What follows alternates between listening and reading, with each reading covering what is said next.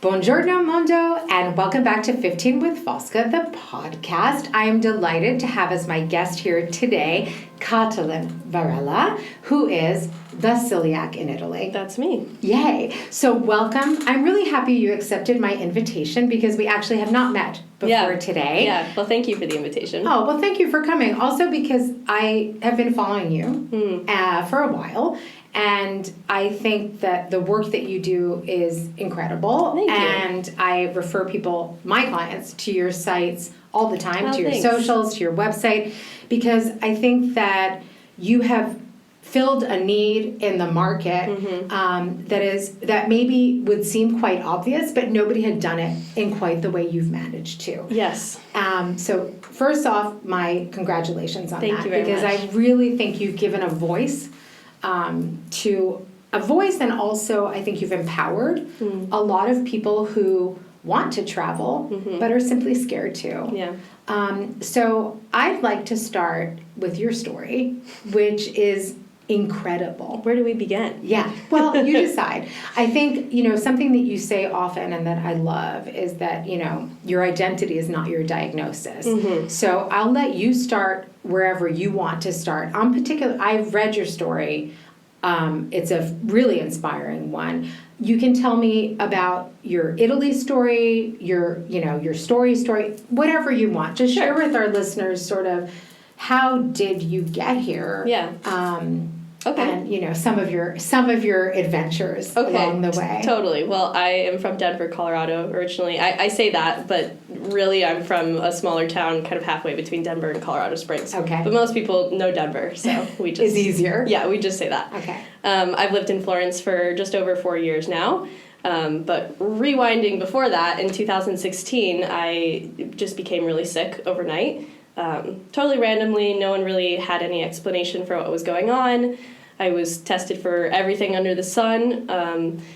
I was actually misdiagnosed with cancer at one point, that's a wild oops to make. And I've read that. Yeah, I was a teenager, so that was not to say that it wouldn't be a soul-shaking event for anyone, but being particularly young, that was pretty crazy. Yeah. I dyed my hair pink. I decided I was going to travel the world. It was like a whole kind of eat, pray, love situation. And then thankfully we were able to determine that it wasn't cancer, and I was properly diagnosed with celiac disease. Wow. Which for anyone who doesn't know, celiac disease is an autoimmune disease in that same family as like type 1 diabetes or lupus, things like that.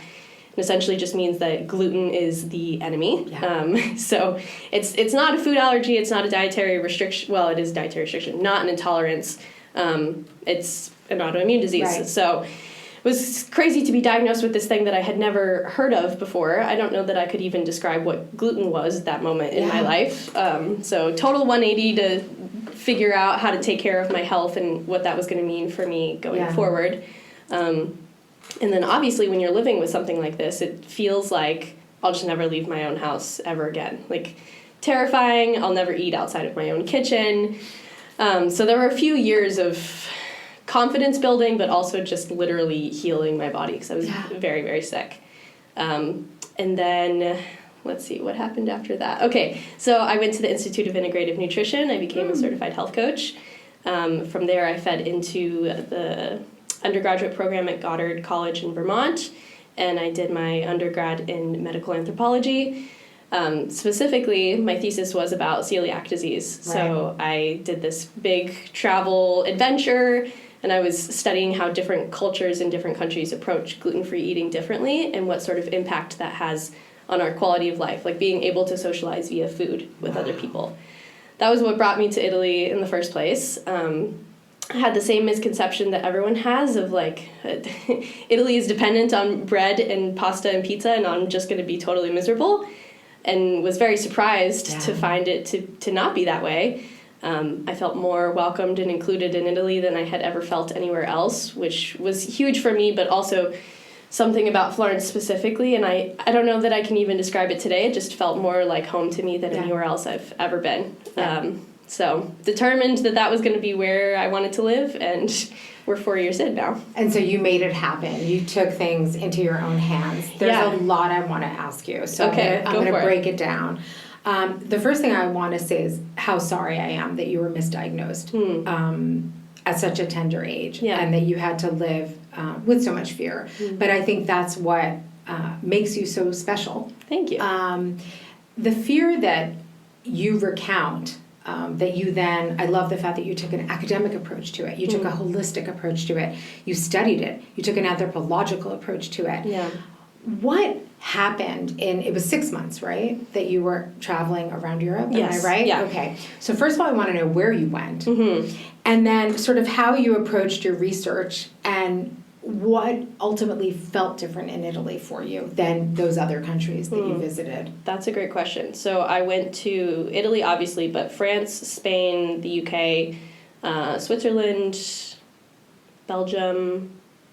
I think that might be it. Okay. Yeah, it was sort of a European tour. And part of my research was the actual pathophysiology. What is celiac disease? What does that mean? How does it work in the body? Like you mentioned, it sort of helped me as like a trauma response to conceptualize what that meant and understand what was going on. And then the anthropological piece was really just, I'm going to throw myself into these countries, see how hard it is for me to find gluten-free food, what sort of dialogue do I have back and forth with chefs and waitstaff when I explain these things? Are they open and understanding? Is there some sort of taboo around the subject? Socializing with friends or people in that community, are people open-minded and understanding? That was sort of the approach that I took, and then weaved all of these things together to become my thesis. And Italy specifically felt different. Well, there's something to be said for the fact that Italy has always led the way in celiac research. Yeah. Some of the most significant celiac researchers and medical professionals come from Italy. Logistically, there's more understanding and regulations around celiac disease in Italy than any other country. Yeah. We have the Associazione Italiana Celiachia, which doesn't exist in most other places. Really? Yeah. I mean, some countries definitely do have national celiac associations, and we have a national celiac association in the States, but they don't do, they don't have restaurant training programs or the things that Italy does to functionally make it easier for celiacs in their day-to-day life. So there's that piece of that. And then just generally the accessibility. There's a lot of gluten-free options in Italy.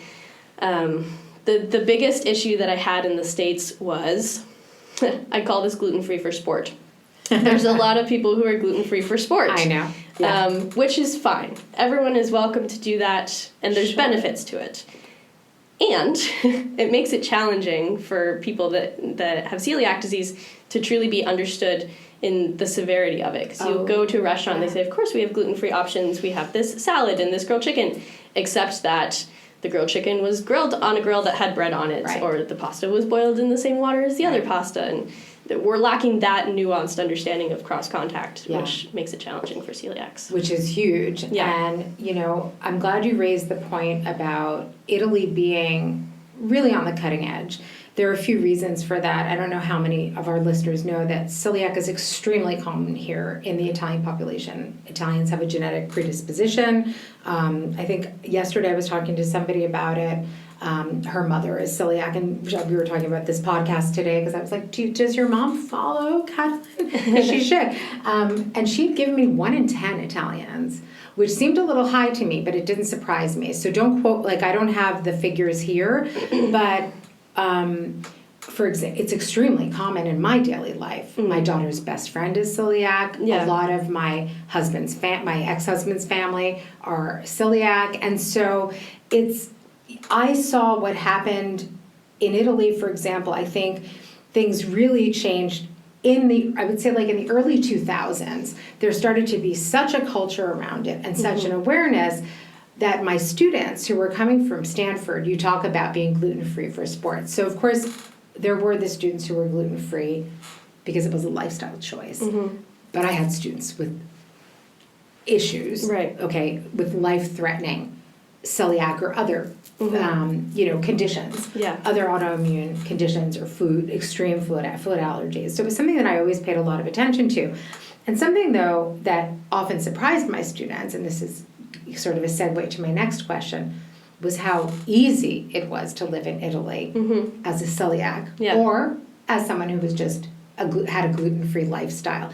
So we're going to have to rewind, but before we rewind, I want to know how those anthropological encounters then played out into your feeling that you were welcome at the table. This is an expression that you use that I love because eating is such a vital part of this culture. And I think to truly understand it, you do need to be at table with people, right? Experiencing everything. Something about Italy made you feel more welcome at the table than other places. Yeah. What was it, let's say, beyond the organization, right, of, that Italy has, maybe even unsurprisingly because of such a rich food culture, that the Associazione Italiana Celiac is so strong, does do, restaurant training, puts, certifications up in places that, they have approved, et cetera. But was there something in Italy that just clicked for you? Well, I think, so this is not as common nowadays, I think, but I grew up in a family that really prioritized eating together. Like, we all had to be at dinner together every night. You couldn't have your phone. It was the way that my family connected with each other. Absolutely. Which I think is sort of a dying art, for lack of a better term, but it was very important to me growing up, which was one of the reasons why my celiac diagnosis felt so isolating, because that was one of the only ways that I felt like I knew how to interact with other humans, which was why it was also really important for me to go on this, I've termed it a healing pilgrimage. I went on this trip for the studies, for my degree, but also just for myself to rediscover who I was as a human being, because at that point my identity and my diagnosis had sort of melded into one. Because I lived in a tiny town, so everyone associated me as the girl who was really sick and couldn't eat all of these things, and I was like, yeah, okay, I think I'm going to leave and redecide what I want that to be for myself. Thank you so much. And left. Bye. Yeah, ciao, I'm going to go. But Italy specifically, so the common misconception that it's awful for people with celiac disease comes from the whole pasta bread, right. Which even then I think there's way more to Italian cuisine than those things. Right. That said, because food is so important to Italians on a cultural basis, I think that's why there's such an emphasis on everyone being able to participate. Because like me and the Italians feel the same way, and that the table is the way that you engage with other people. So if someone can't engage, then you're excluding them from an important piece of the culture and the community, which I think is why, that's my theory as to why it has been so important for celiacs to make sure that everyone can participate in food. I love that. And you've made that into your life's work. Yeah. And that's actually a really beautiful thing, because you had a very hard, this very hard pill to swallow, but then you spun it and you were like, no, I'm going to go out and I'm going to do this. And then, so when did you so you moved to Italy also, we sort of neglected to mention, in the midst of a global pandemic. To study Italian. Yes.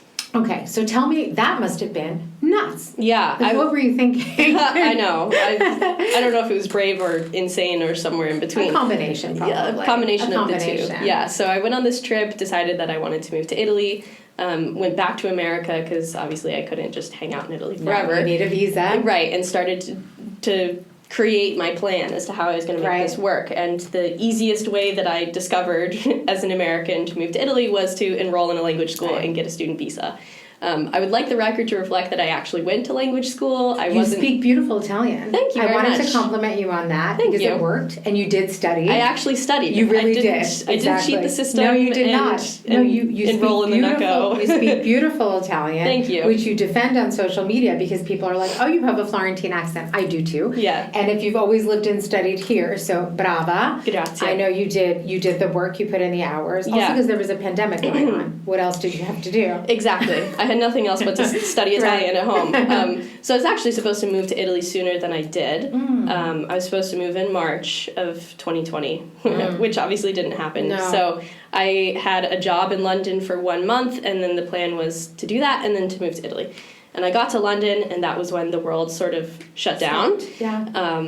and everyone was talking about like, oh, the U.S. is going to close their borders. There wasn't any sort of clarification about what would happen for American citizens, and I was stuck by myself in London. Then I also really seriously injured my knee and couldn't walk, so I decided to, and by decided I mean my mom sort of made me book a flight back to America. Come home now. Yeah, she was like, okay, we're going to pull the plug on that for now.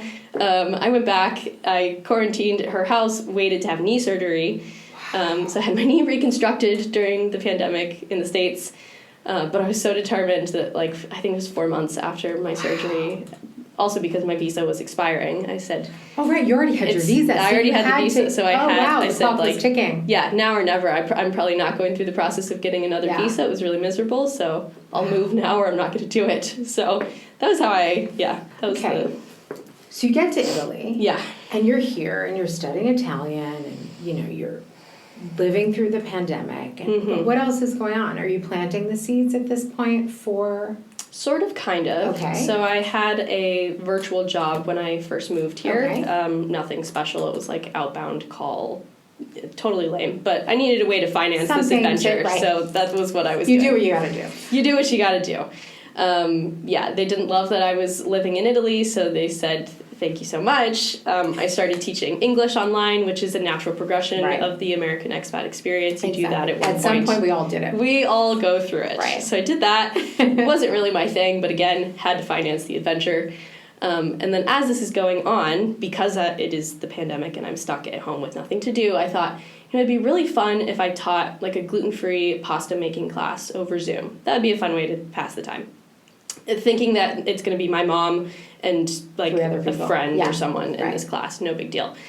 Some sort of random Facebook group latched on to this, and there were like 50 people in this first class. I'm totally making this up. I'm not You had never done this before? No. You'd made the pasta though before. Of course. But I'm not a chef. Okay, I'm not qualified to teach this class at all. But during the pandemic, I think the pandemic gave us freedom in that way, because everyone was kind of baking bread. Exactly. Everything was doing stuff that they had never done before. Everyone wanted a project. And a lot of eyes were on Italy. Yes, so it was a fun way to bridge a gap and connect to the celiac community. Good for you. So I taught this class, and then towards the end of the class, people are saying, well, when are you going to teach next? I'm like, well, obviously I'm going to teach next Friday. And I'm just sort of making this up as I go. I love this. Not charging, but people are kind of Venmoing me on the side. So I had a little bit of income from that, but not really much. And then as the world slowly but surely started to open up, people were asking me for recommendations. Where should I go and what should I eat when I come to Florence? And all of a sudden I realized, like, I have a very unique opportunity here as a native English speaker who now speaks fluent Italian and lives here and understands the scene and has all of this insight. Like, I could really position myself. Yeah. And then just leaned into that, and a few years later, and this has become my full-time job. Yeah. Yeah. So talk about what you do. Okay. So the main part of my business, I do these travel consultations. Essentially, I offer different levels based on how much support someone is looking for. Right.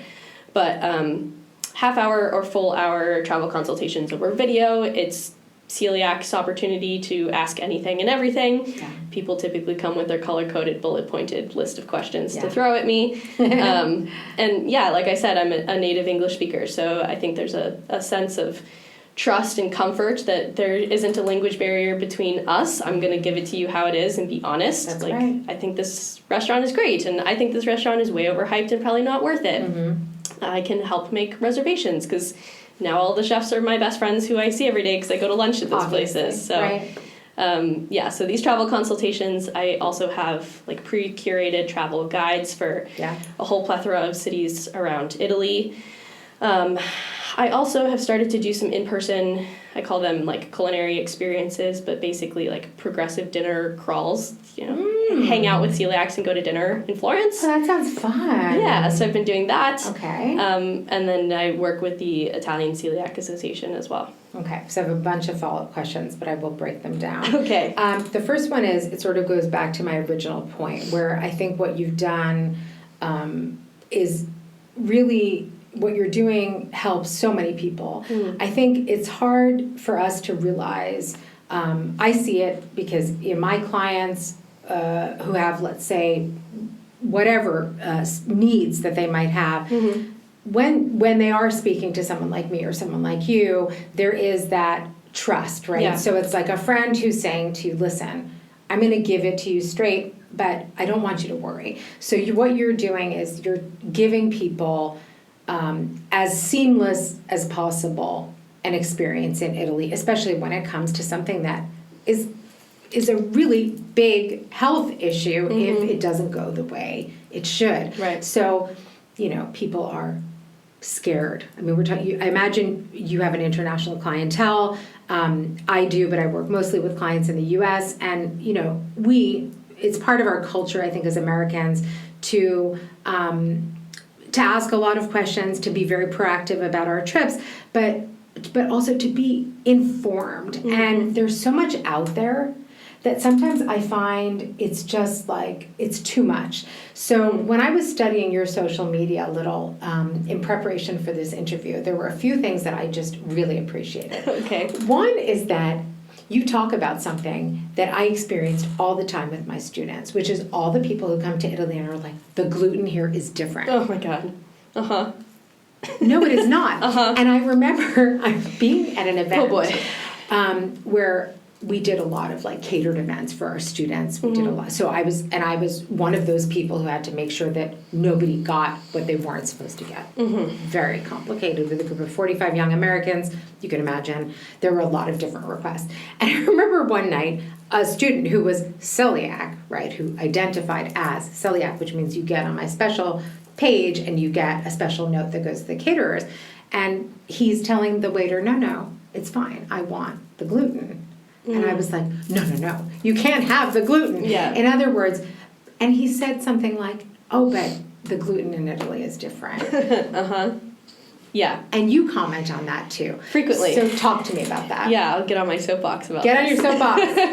Yeah, common misconception that somehow the gluten is different. Right. First of all, important to note that the large majority of our frumento, wheat, in Italy, is imported from Canada. So even if, for some magical reason, the gluten in Italy was different, most of the gluten is coming from Canada, and the gluten in Canada is not magically different. Right. I think it probably stems from the discussion around glyphosate and Roundup Ready crops and how there's a belief that contributes to celiac disease, which even that is false. But maybe people who have a gluten intolerance are experiencing some sort of reaction to that, and maybe they notice a difference in Italy because we have slightly different laws. But that's not to say that Roundup doesn't that it doesn't exist entirely in Europe. So super convoluted. The moral of the story is that if you have celiac disease, you shouldn't eat gluten in any country, no matter what language it is written on the package. It is still going to be not a positive experience for you. Yeah. Something I appreciate, in addition to, I think, like just setting the record straight, which, you have a presence on social media, you do something important, you empower travelers. So I think it is fundamental that the information out there is, or at least that some of us are trying to make sure that the information out there is accurate. Yeah.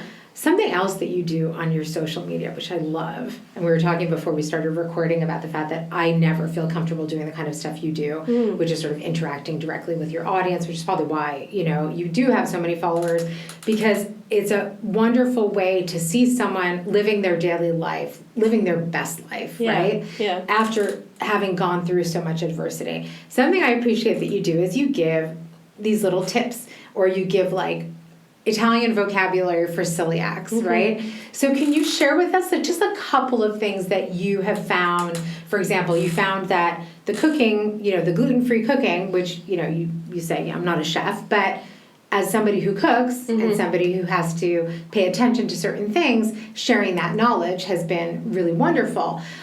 So what kind of knowledge and tips do you share sort of freely on your socials and on your website that you think will be useful to a lot of listeners out there? Yeah. The vocabulary is a big piece because there's obviously a language barrier for American travelers. Even now a lot of people speak English in Italy, and you probably won't run into a huge language barrier, but I am an advocate of knowing how to communicate your dietary restriction Absolutely. in the local language, and also knowing the things like ciao, grazie, buongiorno. Like, I think it's a respect. They're fundamental thing. parts of the culture. If you don't do it, Even if the Italians are going to respond to you in English, I think it's important that you start the conversation in their language. brava. I'm very glad you said that. Thanks, yeah. So anyways, gluten-free specific vocabulary, we talk about, gluten-free is senza glutine. You would have worked that out on your own, but there's that. We have two different words for wheat. For wheat in Italy, it's frumento or grano. Exactly. Frumento is a little bit more common, but both can be used.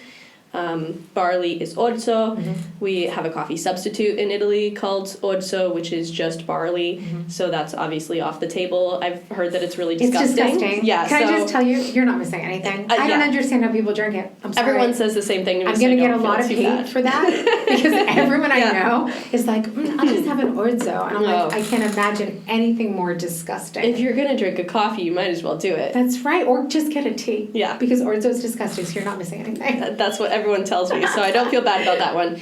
And then rye is segale. Right. That one is a lot less common. It's not common here. No, I don't find that frequently. And then, so oats, avena. Oats is a hot topic in the celiac community. They're gluten-free by nature. They're just often cross-contaminated. We use the term that's now right, cross-contact, right. but because they're often grown like in the same fields or processed in the same sort of facilities. So in the States, there's something called Purity Protocol oats, which has all sorts of strict rules about how they're grown and processed to ensure that they actually are gluten-free. We don't have the same equivalent in Italy, so the rule is that it has to have the senza glutine wording on the package to be considered safe. And then lactose intolerance is really common for people with celiac disease. I'm not lactose intolerant myself, but a lot of my clients are. So if you're looking for milk substitutes, latte d'avena would have to have the writing on it, and it's sort of a difficult or more challenging exchange with a barista to ask what is written on the package. So if you want to just do something like latte di mandorla, it's easier. Safer and easier. Yeah. If you don't have, hopefully, a nut allergy. Right. But I think, I love your cultural and linguistic approach to things. I think that's probably what really differentiates you because you have made it your purpose in life to share Italy's culture with people who probably thought up until a couple of years ago that they wouldn't be able to travel the world. I love that. Thank you. It's so inspiring to me because I'm someone who's, I have always tried to put out those little fears that I have, like little fires, right? To say, you're a stronger person, you can do whatever you want. But I really get that fear of, feeling like, oh my God, I'm going to a foreign country, a different culture. I don't speak the language. And I have to communicate these things. I see it in my clients. I used to see it in my students. But what you're doing through your consulting work, through your presence on social media, but also through these guides, which I want to talk about right now, is you are opening up a world to people. Yeah, that's the hope. No. That's what you're doing. Yeah. And that's incredibly noble. And I think what you're doing also is because you're a success story, people respond very well to that. Yeah. And it becomes like, oh, you know what? I can do this. Yeah, I've always said my business model is that everyone feels like my best friend. So I don't really identify as an influencer. I mean, I have a large following, but it is sort of, I don't want to say accidental, but second to the fact that I do all of these other things. It's kind of my marketing tactic is to be a figure on Instagram. But I'm very open and honest and share lots of aspects of my life, and I think that people enjoy vicariously living through my Italian life, and then that's also what makes them more eager or willing to work with me because they feel like they know me already. Absolutely. It's not uncommon for me to start a travel consultation and the client say, oh, I saw that you were in Paris last weekend, how did that go? And I saw that it was your mom's birthday yesterday, tell her I say hi. Which is really nice because it shows that you're reaching. First, I hate the word influencer, and I actually wouldn't. I hope I didn't use it with reference to you because it's not something that I often look upon highly, especially when we're talking about Italy.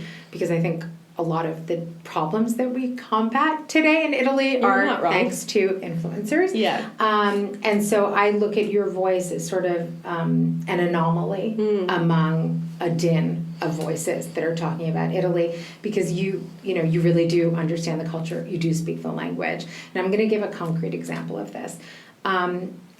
Food is at the core of this culture. Yeah.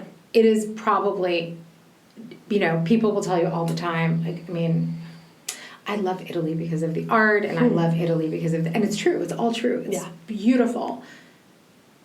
What it comes down to, though, is that people just really love the food, too, right? Yeah. And so we would be remiss if we did not talk about the centrality of food in Italian culture. So what you've done and what you do with your work is, and especially in the projects that you were just talking about, more culinary experiences, and I want to talk about those with you because I love the concept.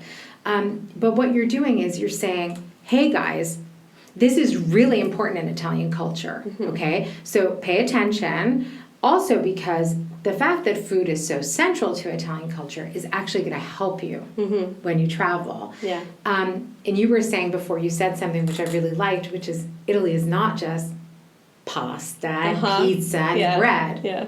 Do we want to talk about the vegetables? Absolutely. Let's talk about the vegetables. You know what I'm saying? Like, how good are the vegetables here? How good is the produce? And so I also see something that you do, which I really like, is that you show yourself like making your lunch, or you give travelers little hacks on for how to eat on long haul flights. Those are not only just for gluten-free people or celiacs. Like I looked at your long haul flight snack I'm glad suggestions. it was helpful.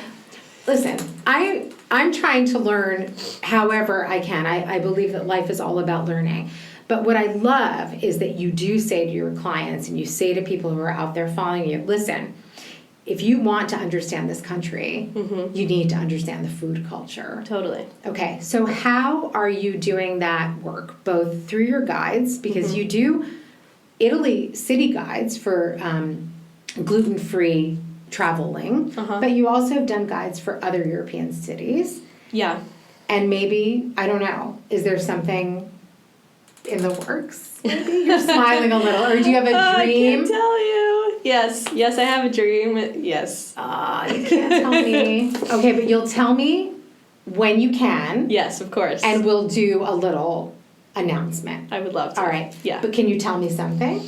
Not necessarily about that, but about like something else that you're working on, or even the city guides, or your dream city guide. Yeah. Well, without giving too much information, I have my sights set on what this looks like outside of Italy. Very interesting. I'm really looking forward to seeing that. Yeah. Okay. And then tell me more specifically about your city guides. Like, where did that idea come, for example? I know you prepare bespoke things for your clients the way I do. So was it an organic sort of an outcome? In other words, you had been preparing your bespoke list for your clients for so long that you were like, why don't I just make these into proper guides? Yeah, it actually started the other way around. I was doing the guides before I was doing the consults. Yeah. Okay. Currently I'm working with an app called Thatch Travel, and they're the third party that allows me to create the guides because they have the software to do it. It was one of the first creators on their app 3 years ago now, probably. Great. So the guides, I think, are maybe just a more accessible version for someone who doesn't have the budget for a travel consultation. There's still my insights and information on the internet in a more accessible form. Also because it's interactive. So there are tons and tons and tons of gluten-free guides, in air quotations, for all cities around the world as blog posts, which have value, of course. But my caveat is, a lot of times those are people who had visited the place for a few days. Yeah. So I think there's a difference in their insight compared to someone who lives there. And I really emphasize the importance of speaking with locals. And then the other piece is that the guides are interactive. So when you have the app on your phone, they show up as little pins. Oh, I you love can click that. on them. There's like a little description that I've written because I've been to the place. Great. It's got a link to their menu. It has their hours. So essentially everything you would need to land in Florence and eat dinner for a few days would be in the guide. Okay. And do those guides also have things like your recommendations for grocery stores or markets or? In some places. So there's some destinations that can be more challenging for celiac travelers in Italy, like Cinque Terre or Costiera Amalfitana, places like that. And so I will drop pins on the most stocked grocery store in the case that you have a hard time finding a good option in a restaurant and you need a backup choice. Okay. Yeah. I love the idea of interactive guides, and also I think I want to underscore what you just said about the importance of having an insider being the one who's guiding you. I mean, obviously, I'm also like tooting my own horn here, but it bothers me. First of all, you need to know, because I've been living here for a long time. Yeah. This is 25 years, a long time. The city has changed so much in terms of food offerings, even just in the past couple of years. I was going to say, even while I've lived here, it's keeping changed. up with it. It's a full-time job. Absolutely. So you go to the same way I do. Mm-hmm. You, before you recommend places or put them in your guide, you're trying them. Yeah. Or you're going back to them. Yeah. Or you're making sure, that things are still the way they were or whatever.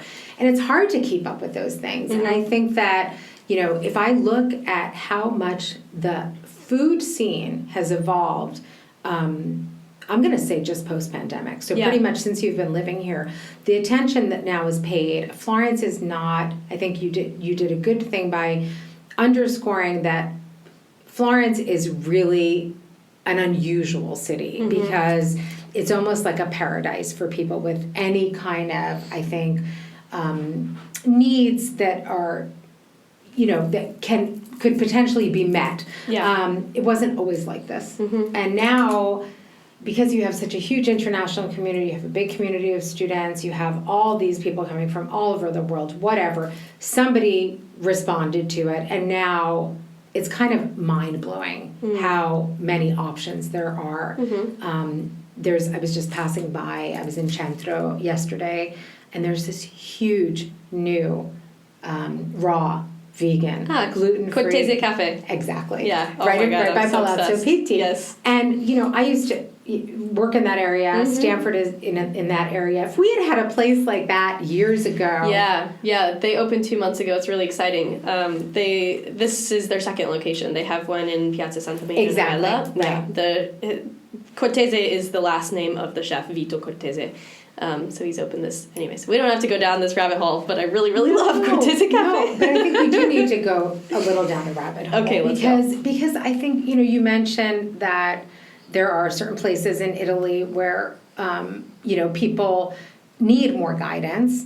And I think, Florence is, as I said, is a really particular case. But the idea is that you are... you just said to me, this place opened 2 months ago. You know everything. You know the chef. You know all these people. And, for me, it was already this sort of miraculous thing that Italy, gives you extra money if you're celiac, right? And I remember when there are two family members who are my daughter's age, so they're teenagers, and they're sisters, and they were both diagnosed with celiac when they were probably in elementary school. So I'm talking about maybe 10, 11 years ago here in Italy. And so I started paying a little more attention, and then I started looking at how things were changing. And now that, my daughter's best friend in high school is celiac, so I've gotten this, I've sort of made sure that my culture is as rich as it can be. So I pay attention when I go to the supermarkets and stuff. Yeah. It's kind of amazing here how many choices one has, which to me feels very good because it's also it looks really good. And so if you do want the pizza, pasta, bread part of Italy, you don't have to give that up either. No. So I find that, so if you're not in a city like Florence where maybe your options are easier, if let's say you're in a more remote place, you can get food even in a pharmacy. Yes, yeah, so it's actually a requirement for there to be a gluten-free option in the pharmacy. Something that's gluten-free for the celiac community and then something that's sugar-free for the diabetic community. Yeah. So I always mention that to clients as like emergency backup. Oh my God, I'm starving and going to kill someone. It's probably not going to be the most incredible thing that you've ever tried, but it's there. But the fact that it's there, I think we're going back to that, speaking about sort of the culture of it. I think when you live in a place where a food culture is so present all the time. I mean, Italians talk about food all the time. Right? Yes, we're discussing what we're going to have for dinner over coffee in the morning. Yeah. And so bringing people closer to that in a way that's informed, it's personal, it's individualized, it's based on your experience, I think is sort of it's a win-win for all of us. I am very impressed by your business. Thank you. I'm very impressed with what you do. And I'd like to know just a little bit more, because you mentioned them and then I went back to them and then I kept saying, I'm going to go back to them again. The culinary experiences. Can you explain a little more? Because this is a new thing for you? Yeah, in the last year. Okay. It's not a huge piece of my business. I don't do them super frequently, and I only take small private groups because I'm pretty anti-large groups in Florence. So yeah, thank you. Yeah, I'll take for that. a couple or a family, and it's just us, and that's Sounds good. Yeah, and we just stop at one spot for aperitivo, and then stop at another spot for dinner, and then typically gelato or something else for dessert. So progressive dinner crawl. I love that. And how have clients responded to those? It's been really fun to meet people face to face. I mean, I've been meeting clients face to face over video, but it's super fun to meet people in person, have dinner together. I really think that is a full circle moment, because I came looking for connection, and now I get to create that for other people, which is really special to me. It's been very fun for me also just to do this. And I think also, in this, we talked about it earlier, but in the sea of influencers, right? And in this sea of, I mean, it seems like tourism is nonstop now. Finding experiences that are unique and authentic with a local. It's hard to do. It's really hard to do. And it changes everything. Yeah. I mean, it's the same for us. If you think about, for example, I think about this because I love to travel. Obviously, you do too. But when I go somewhere, if I don't know someone, if I don't already know someone there I can rely on, I do try to find a way to make those authentic connections and have those authentic experiences, because I think we, especially here in a reality like ours in Florence, but not only, we're really risking turning the city into a ridiculous sort of, absolutely. A Disney world is not even, it's actually a form of flattery to say it's like Disneyland. It's so beyond right now.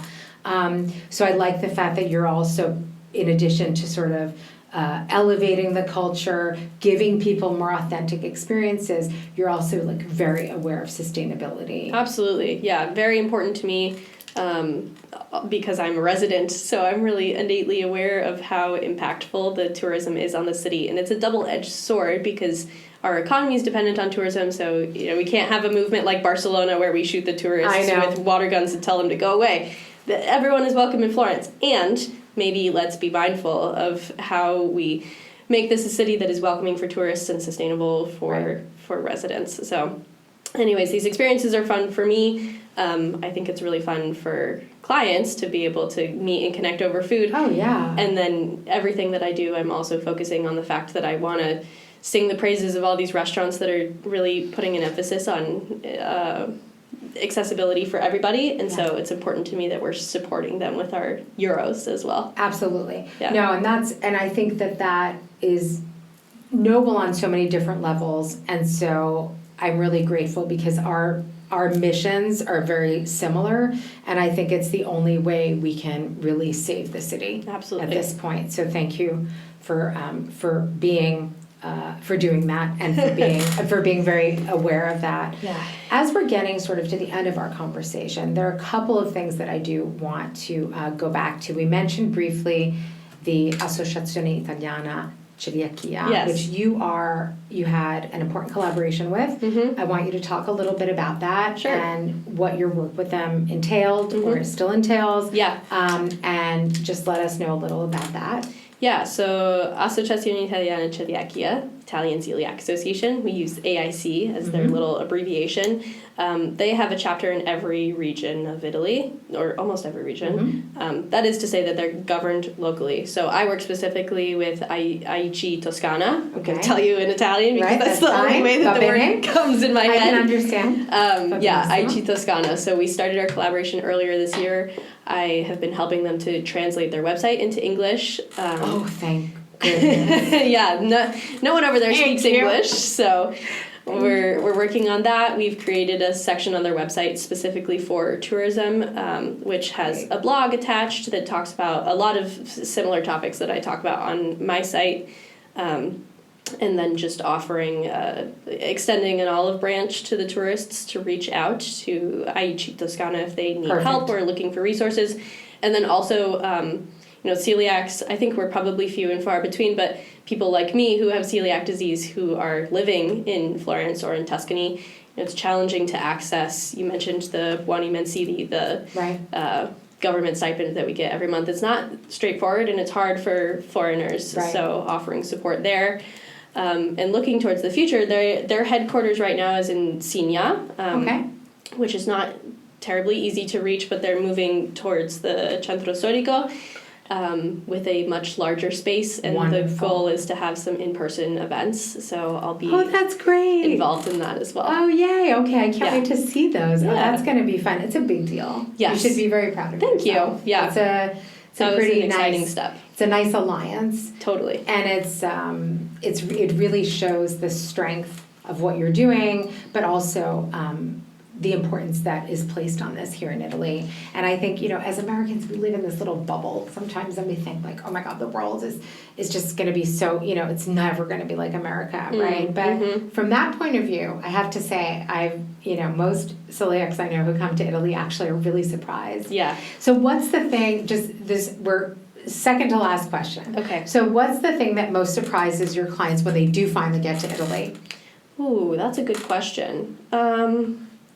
I think maybe just the sense of I don't have to be stressed and terrified the whole entire time, which was surprising for me too, because we kind of end up living in this state of like fight or flight, because I always say that you are your best advocate, which is both a blessing and a curse, because the responsibility is on you to advocate for yourself, so you feel empowered of like, okay, I know that I can assess the risk, I can communicate for myself, I can ask the right questions. And the responsibility is on you. So if you don't ask the right questions, or there's a language barrier, or there's a communication issue, then you sort of feel like embarrassed or ashamed, or what did I do wrong, or whatever. So all that to say, we live in this state of afraid of the world and food in general. So I think people are surprised to come to Italy and feel like, oh, I can actually like live like a semi-normal person and enjoy this vacation without stressing and worrying, and I have to make this reservation, I have to go to this place. Like, it's just kind of which is true vacation. Which is huge. Yeah. And so I think that, we speak more now about invisible disabilities, right? And you really are making travel, I think, so much more attainable, like stress-free travel. Yes. I mean, travel's always got a little stress, but you know what I mean? Naturally, the good stress, like it doesn't... I'd rather you be worried about catching the train than getting super sick. Than ending up in the ER. Right. Which, God forbid, happens, you'll be taken care of. And I think that's also something, right. That's also something like major for Americans, And they were like, but what if something, I had a client recently with a whole slew of allergies. I mean, like a whole slew. And I know you understand this, because our roles then, this is why you were saying before how people look to you as sort of like their best friend, or, at least sort of their trusted insider. I was leading up to the trip, I was more a therapist than anything else. Yes. Yeah, I was going to say this. My travel consultations are sort of 50% travel consultation and 50% therapy. Exactly. Yeah. It's okay. And Yeah. it's going to be okay. No, you don't Yeah, have to reassurance, worry. it's going to be all right. It's all going to be fine. Yeah, I'll make the reservation for you. Okay. Yeah. Right. So I see you and I do similar sort of not to worry. Yeah. Everything will be okay. It's very common that at the start of the consultation, I have clients who are just super worried, Oh, super yeah. stressed, come at me with all these questions, and then by the end, the response is typically, oh my God, I feel so much better. I feel like I can actually breathe. I can go on this trip and not feel like I'm going to cry every 5 seconds. Like, I recently got a text from a client who said, God, thank you. I feel so much better every time I talk to you. It's going to be okay. Yeah. I think sometimes it's just like the fear of the unknown, you know. Absolutely. So thank you for sort of giving, as I said, giving agency to people who have those invisible disabilities that are preventing them from taking the leap, which, for you and me, taking the leap meant moving here definitively. But for a lot of people, taking the leap just means choosing to spend a week in Italy. which is huge for Which is huge for celiac. someone, exactly. Yeah. So thank you for that. Last question. Okay. So I know you can't tell us about this. Now I'm like, you're going to have to tell me off camera. Curiosity No, I'm killed the joking. cat. No. I know you can't. I'm naturally extremely curious. So I know you can't tell us about this big thing, but you've already promised that you'll let me announce it when I can. Maybe you'll come back on the podcast. But is there something that you're working on that you can tell us about, or something that you are excited about that maybe is coming up? Good question. To be honest, I feel really comfortable with where we're at with the celiac in Italy. We've got a really good groove. I've had some interns come on recently, so that's been a new adjustment. Between now and the end of the year, I'm actually not traveling at all, which is really strange as someone who talks about travel, but on the other side, it feels great to just be at home. I hear you. I have to find a balance. I have to strike a balance because I'm always traveling to look for new places and write these guides. Right. And also, I'd like to put up my Christmas tree and take a nap. But also you have to, that's exactly what we're talking about. Everything's changing so quickly. You're on the move all the time. Like, even if you are just in Florence, all these new places open up pretty much every day, and somebody has to be there. Yeah. To try them. Yeah, so looking to 2025, I have a lot of guides for a lot of places, but the holes that I have right now, Lake Como is a big destination for a lot of people, which I still have not visited, so that's huge on my list. Yeah.